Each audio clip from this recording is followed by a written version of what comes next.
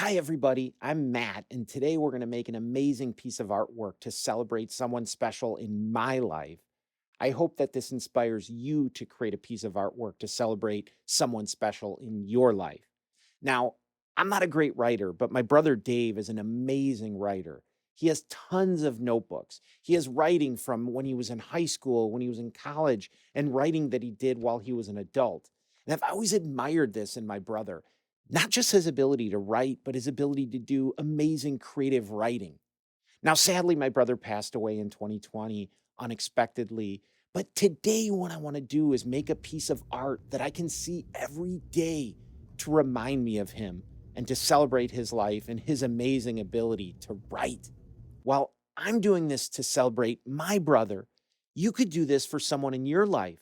Like, take, for example, maybe your kid's crayon artwork. You could turn it into a physical, framed 3D version of their artwork. Oh, and you're going to want to stick around because I'm going to give away a customized version of this project at the end. More details on that offer toward the end of the video. So buckle up and let's see this project in 60 seconds or less.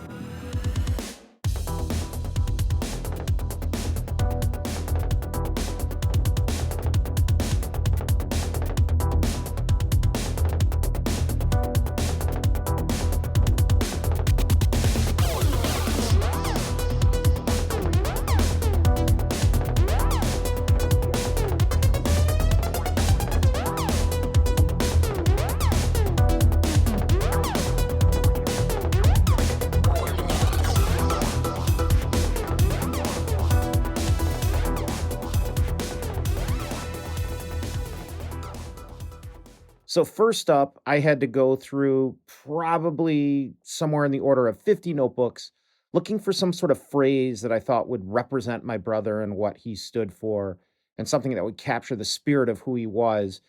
But then I stumbled upon the word dream and I thought, wow, this is it. I wasn't looking for a single word, but this really resonated with me.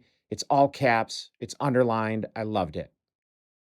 So once I had identified the word, the next step is to photograph it. And so option one is to just manually or freehand capture a photograph of the text that we want to use. And in this case, I'm just going to go ahead and tap on my iPhone and click the button to take a picture, and I'll take a few pictures.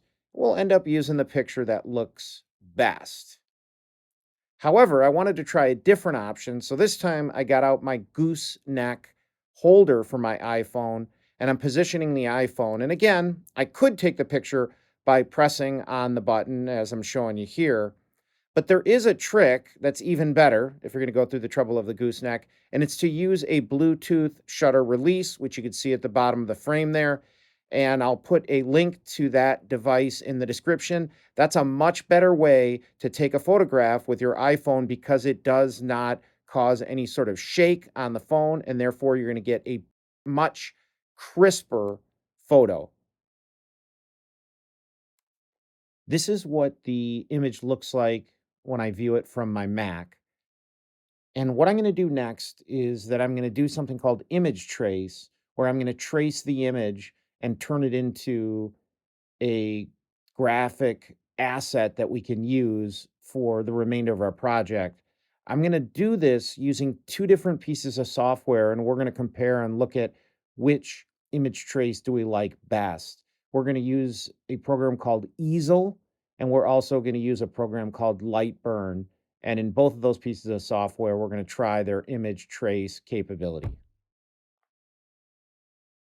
This is Easel, and what we're going to do is go to the image trace feature, and we're going to upload the file, which is a JPEG from my local file system, and then we're going to bring it in, and we have two options. We're going to play with the threshold primarily, and we're not going to worry too much about the black blocks that appear on the screen, and we're going to be more concerned with the way that our text looks and whether or not we're capturing it appropriately. And then I almost always turn smoothing up to 1, which is full smoothing.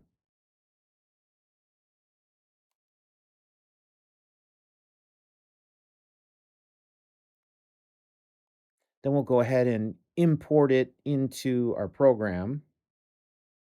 And now that it's in here, you'll see we've got a bunch of areas of black blocks that we want to get rid of. So what we're going to do is click off and go ahead and click on the top. Go ahead and lasso the left-hand side, lasso the bottom, and lasso the right to get rid of some of that extra black. And then we'll do a Control A to select it all. And we'll notice that we've removed all the unnecessary black areas. And then we'll throw it down in the left-hand corner temporarily. And next thing I want to do is set basically the working area within Easel to be 10 inches wide by 5 inches tall. And the reason I want to do this is that's the size of the frame that I'll be using. Now I can see the exact working area. I can simply do a Control A to select all, and then I could drag the top right box to change the size of the text and then position it so it looks really nice and centered appropriately. Last step is to go to the project menu and say download project, and this will go ahead and download the SVG file that represents this image to my downloads folder. Next up, we're going to go ahead and use the trace feature inside of LightBurn. So we're going to go ahead and import our image into the LightBurn program. Again, this is a JPEG. And then we're going to use the tracing utility again, this time in LightBurn, to trace this image. You'll see here that we do have a threshold value as well. I don't find that in LightBurn the threshold does a whole lot for me. And so we'll go ahead and look at it zoomed in. You'll see that there's a lot of kind of fragmentation of the text. Now, if this is what you're looking for style-wise, you might say this is fantastic. But here I just switched over to the smoothed Easel version, and I really like the smoothness of what Easel provided me over the rough and blotchy look of what I got from LightBurn. So in my case, I'm going to go ahead and use the image trace that I created using the Easel software. And I'm not going to use the image trace that I created using the LightBurn software. So if you recall, we exported the SVG from Easel. This might be a little confusing, but we did export the SVG from Easel, and now we imported it into LightBurn. And here you can see it. This is a smoothed version. So first up, we're going to engrave the words. So we want to set the setting to fill, and we want to set it to 85 inches per minute and 10% power with one pass. That's at least what works well on my laser. You may have to experiment with yours. And then here is the engraving process. And in my case, at the settings that I just shared that are also listed in the description for the video, it took about 43 minutes, and you can see a time-lapse video here of that process. Then for laser cutting the acrylic letters, we want to make sure that we set it to line instead of fill, because we want to cut out the line, and we want to set it to a much slower time of 15 inches per minute, 100% power, and in this case, 2 passes. Again, check the settings given the laser that you have. And here you can see the cutting process.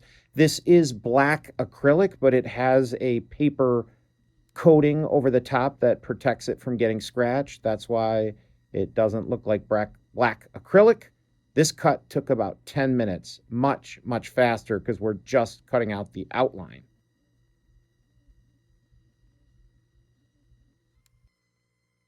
And then I popped out the letters. It wasn't too difficult, and I went ahead and started peeling off the protective coating so you all could see what we got here. Wow, that looks good.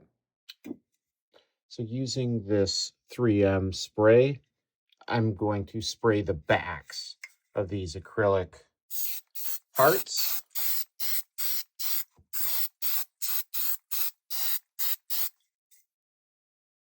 And then we'll let them dry for just a few minutes.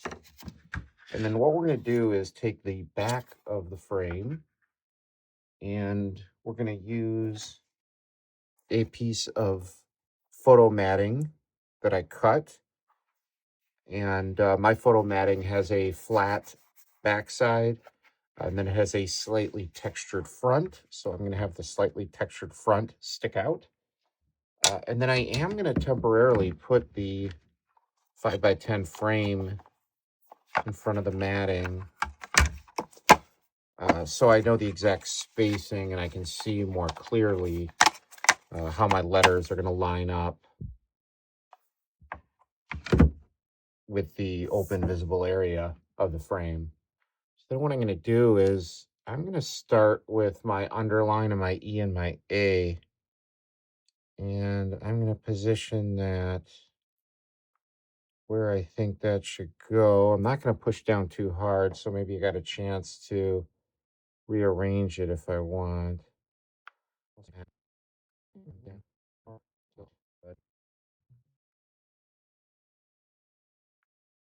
So now I'm going to press down. I think that looks pretty good. I'm also looking at a reference to how my brother wrote dream off camera, so I'm trying to compare it ever so slightly to the letters as he drew them. And there we have it. We have the letters attached, and the last thing to do is to add the glass on the front.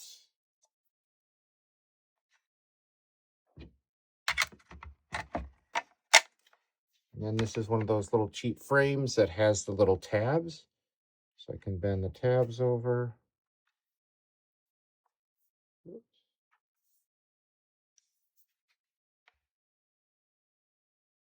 You can see the final product. Well, folks, that's a wrap. And here is our finished acrylic letters in the frame. I chose the black acrylic letters to frame as my favorite approach because I like the 3D look of the letters. I like the way that it looks in the frame. I see the letters coming off the background, and I really like that look. It's a little bit different, and it's interesting to my eye. But that's not to say I don't like the laser engraved letters on plywood. The truth is, I plan to frame both and have both in my house. Let me know if you have any questions or comments, or if this inspires you to build some artwork to celebrate someone in your life or someone that inspires you. And please click like if you like this video. And why not click subscribe if you thought this was interesting and you'd like to see more videos in the future featuring interesting builds. Oh, and one more thing. I build things all the time. Pretty much every day I'm designing or building something.